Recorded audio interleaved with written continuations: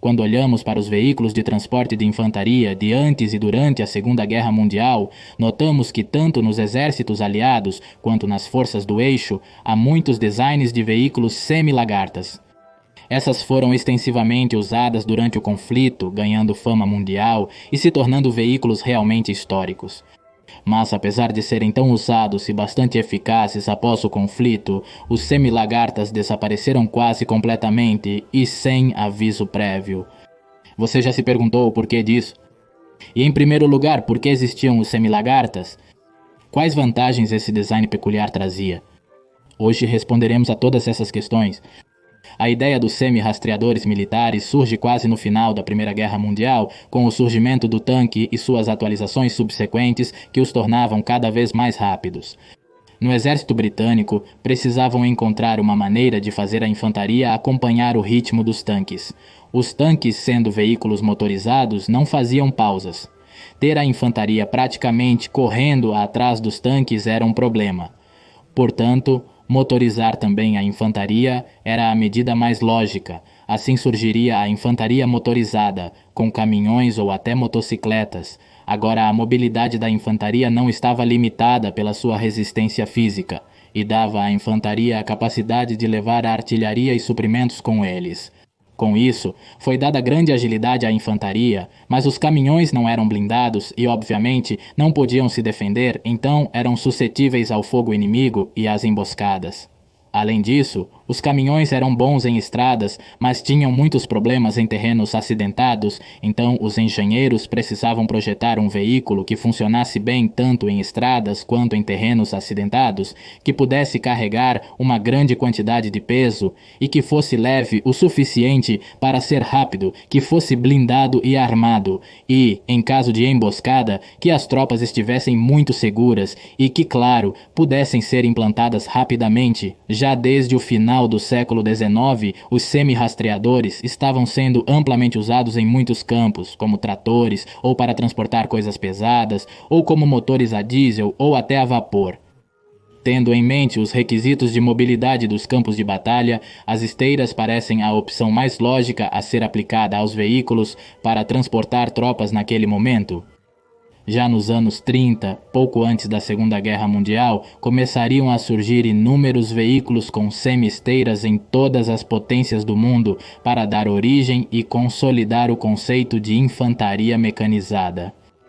Para os alemães, o conceito veio a calhar, porque com o surgimento da Alemanha fascista e o novo governo, surgiriam os novos paradigmas estratégicos para a Blitzkrieg, que para funcionar precisavam de uma infantaria rápida, flexível e, acima de tudo, confiável.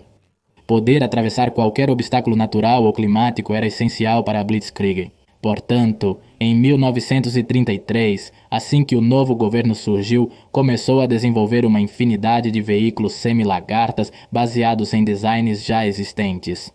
Na maioria das vezes, esses novos veículos estavam focados no transporte de peças de artilharia e logística, como os SDK-FZ-10 usados para mover a artilharia, os SDK-FZ-2, que eram motocicletas com semi-lagartas para paraquedistas sendo transportados nos Junker JU-50 e 2 ou os SDK FZ-8, que foram utilizados para mover artilharia e infantaria, sendo um dos mais produzidos, pois foram produzidos 4.000 desses e foram usados na invasão da Polônia, na Batalha da França e nos Balcãs. Houve muitos designs de semi-lagartas alemães, mas provavelmente o ápice das semi-lagartas alemãs foi o SDK-FZ 251. Era um transporte blindado de pessoal e um dos primeiros que tinha uma eficácia decente. Tinha uma blindagem leve de 14 mm em seus pontos fortes, inclinados em ângulos bastante abertos para se beneficiar das vantagens do blindagem inclinada. Este podia resistir a tiros de rifles antimateriais, embora posteriormente fossem desenvolvidas munições capazes de penetrar a blindagem. Possuía pelo menos uma metralhadora MG-34 ou 42 e podia transportar até 10 soldados protegidos da infantaria inimiga que podiam disparar de dentro do veículo, pois estava aberto por cima. Este, claro, podia andar em terrenos acidentados sem problemas, graças ao seu sistema de transporte baseado em uma semi-esteira. Foram produzidos 15.252 destes, que eram bastante úteis, inclusive para apoiar a infantaria alemã. A Alemanha seria uma das nações que mais aproveitaria a tecnologia das semi-esteiras, mas os americanos também tinham grandes veículos com esteiras. Primeiro surgiria a semi-esteira M2 baseada no Citroën Cris, automóvel que foi usado como base para muitos veículos com semi-esteiras. O M2 era um veículo multiuso para transportar artilharia, logística e para uso como reconhecimento. Mas provavelmente a melhor semi-esteira americana e possivelmente também do mundo junto ao SDKFZ 251 era a semi-esteira M3, baseada na M2.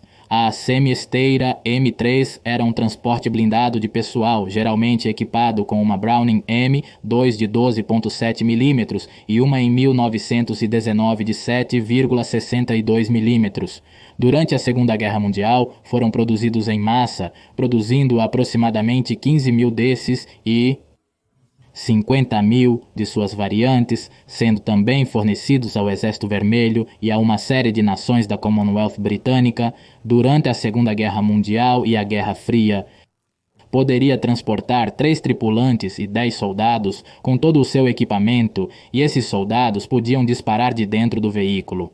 Todos esses veículos, particularmente os SDKFZ 251 e os semi-esteiras M3, eram veículos bastante bons e que deram muitas vantagens à infantaria. As semi-esteiras podiam ser conduzidas por motoristas com pouca experiência. Com veículos de esteiras, tinham um custo de manutenção inferior e eram muito baratos de produzir comparado a toda a utilidade que tinham. Mas se eram tão bons, as semi-esteiras, por que deixaram de ser fabricadas ou por que já não existem novos transportes blindados de infantaria com semi-esteiras? Basicamente, as semi-esteiras desapareceram não porque eram ruins, mas porque seus sucessores com esteiras completas ou rodas foram muito melhores. Transportes blindados de pessoal com esteiras completas ou com rodas surgiram durante e após a Segunda Guerra Mundial. Tinham muitas vantagens em relação às semi-esteiras, os designs com esteiras completas ou rodas cobriam completamente os soldados, tinham muito mais blindagem e eram muito mais curtos, podiam ser até muito mais rápidos. A vantagem mais substancial dos veículos com esteiras completas ou rodas era o grande poder de fogo que eles têm, que é superior ao dos veículos com semi-esteiras. Os veículos com esteiras completas ou rodas possuem metralhadoras pesadas ou até mesmo canhões de baixo calibre em torres cobertas que podiam dar a eles a possibilidade de enfrentar veículos melhor blindados. Também após a Segunda Guerra Mundial, as semi-esteiras tornaram-se desnecessárias. Uma das premissas das semi-esteiras é que você poderia pegar um motorista de caminhão e colocá-lo para dirigir uma semi-esteira porque eram basicamente muito fáceis de dirigir, e isso era bom porque havia muitos veículos de transporte blindado de pessoal, muito mais do que tanques, e era difícil ter motoristas capacitados em um conflito tão intenso. Mas depois que a Segunda Guerra Mundial acabou, já não havia pressão para treinar o pessoal, eles podiam levar o tempo que precisassem para treinar o pessoal para dirigir veículos com esteiras completas e basicamente as semi-esteiras para transportar tropas foram criadas a partir de designs já criados que estavam sendo fabricados naquele momento. Então as principais razões de sua existência eram suprir uma necessidade da maneira mais barata possível. Então, após o conflito e já sem pressões, as nações puderam criar melhores veículos de transporte blindado de pessoal sem nenhuma pressão e melhor adaptados às novas estratégias militares emergentes.